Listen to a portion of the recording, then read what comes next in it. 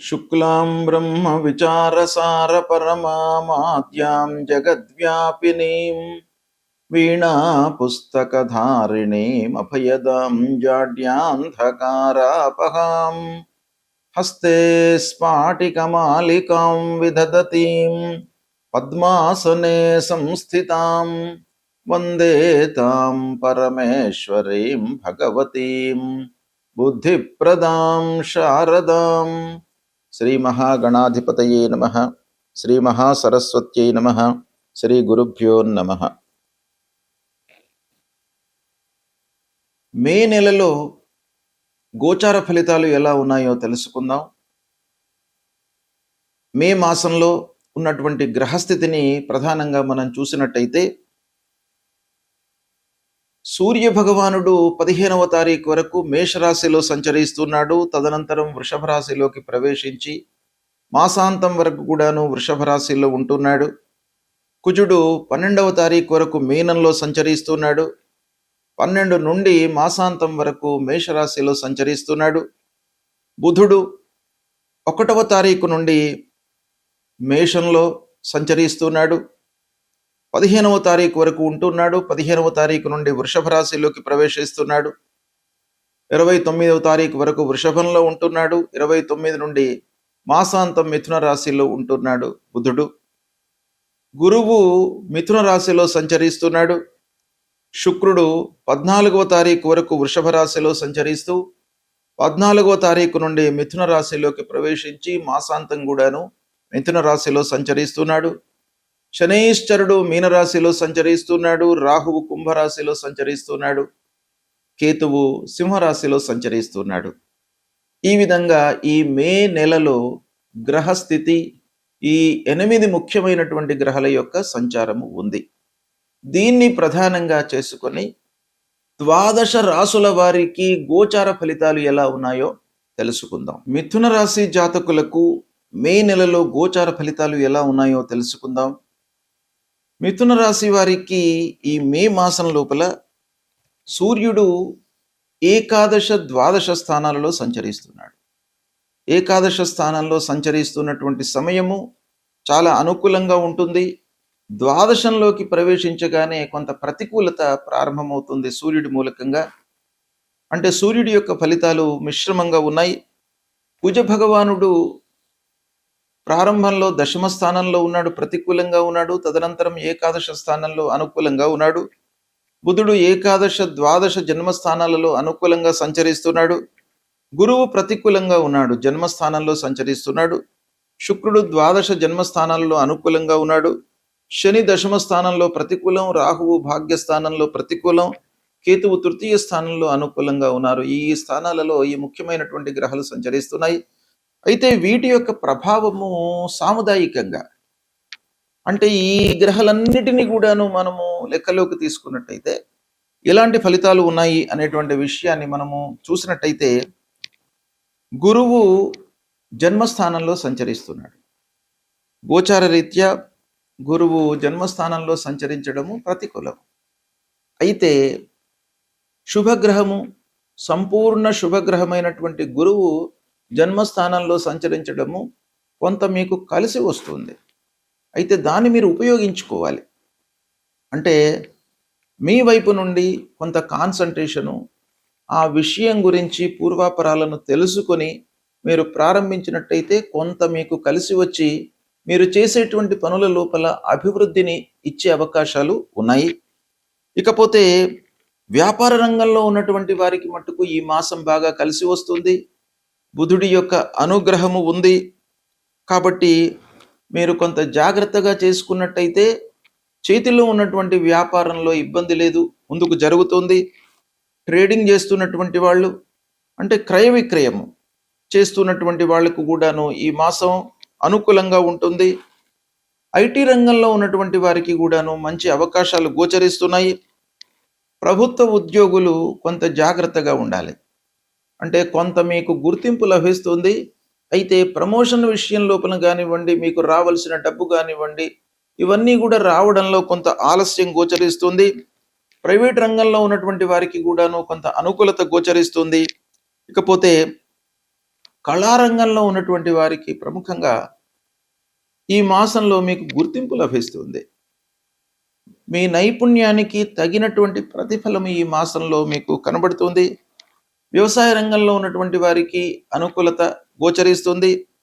చిన్న చిన్న వ్యాపారాలు చేస్తున్నటువంటి వాళ్ళకు కూడాను ఒక అభివృద్ధి అనేటువంటిది కనబడుతుంది. సంతోషంగా ఉంటారు. విద్యార్థులకు అనుకూలమైనటువంటి సమయము.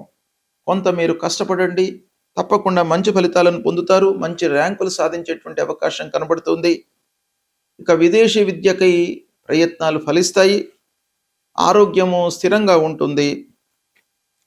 కుటుంబంలో సుఖ సంతోషాలు వెల్లివిరుస్తాయి.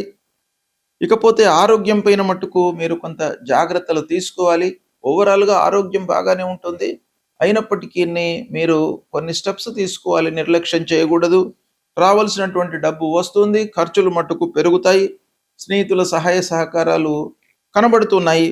ఇకపోతే వివాహ ప్రయత్నంలో ఉన్నటువంటి వారికి వివాహం కూడాను అనుకూలిస్తుంది. పిల్లల యొక్క సెటిల్మెంట్ పైన మీరు మనస్సు నిలపాలి.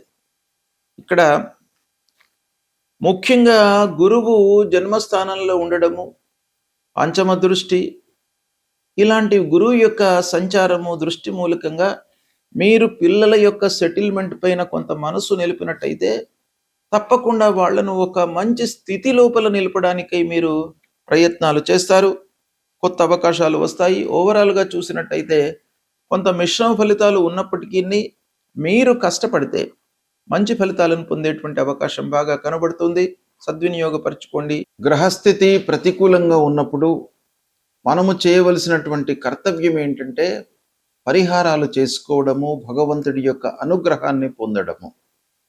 ఈ క్రమంలో పరిహారము అనగానే ఆ గ్రహానికి సంబంధించినటువంటి జపము, దానము ఇవి చేసుకోవడము.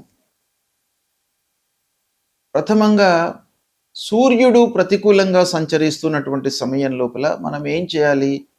సూర్య భగవానుడికి సంబంధించినటువంటి మూల మంత్రాన్ని మనం జపించుకోవాలి. మీకు ఎన్నిసార్లు వీలైతే అన్నిసార్లు జపించుకోవచ్చును. కనీసము ఒక 10 సార్లు.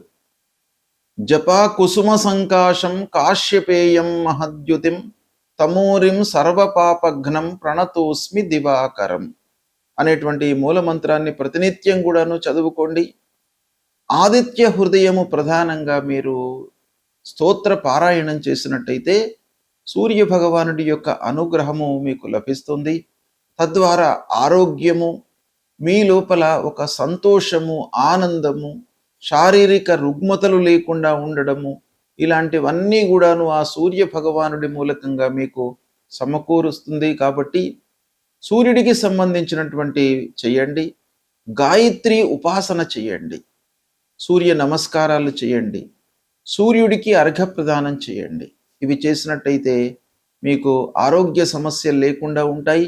ఆరోగ్యమే మహాభాగ్యం కాబట్టి సూర్యుడి యొక్క సంచారము మన పైన చాలా ప్రభావాన్ని చూపిస్తుంది. డైరెక్ట్గా మనకు ఆరోగ్యం పైన, ఆరోగ్యం ద్వారా మిగతావన్నీ కూడాను లింక్ అయి ఉంటాయి. కాబట్టి ప్రథమంగా ఆరోగ్యానికి ఉండడానికి సూర్య భగవాను మీరు సంతృప్తి కొరకై ఈ స్తోత్ర పారాయణం చేసుకోండి.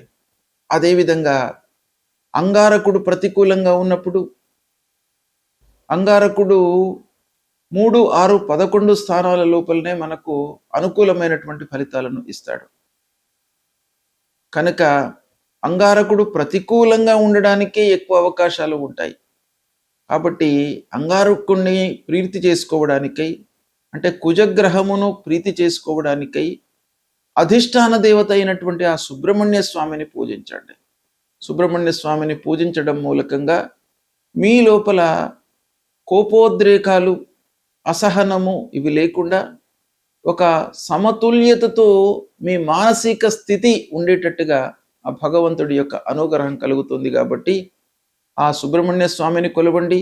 ప్రతినిత్యం కూడాను ధరణీ గర్భ సంభూతం విద్యుత్ కాంచన సన్నిభం కుమారం శక్తిహస్తంచ మంగళం ప్రణమామ్యహం అనేటువంటి మూల మంత్రాన్ని ప్రతినిత్యం కూడాను చదువుకోండి.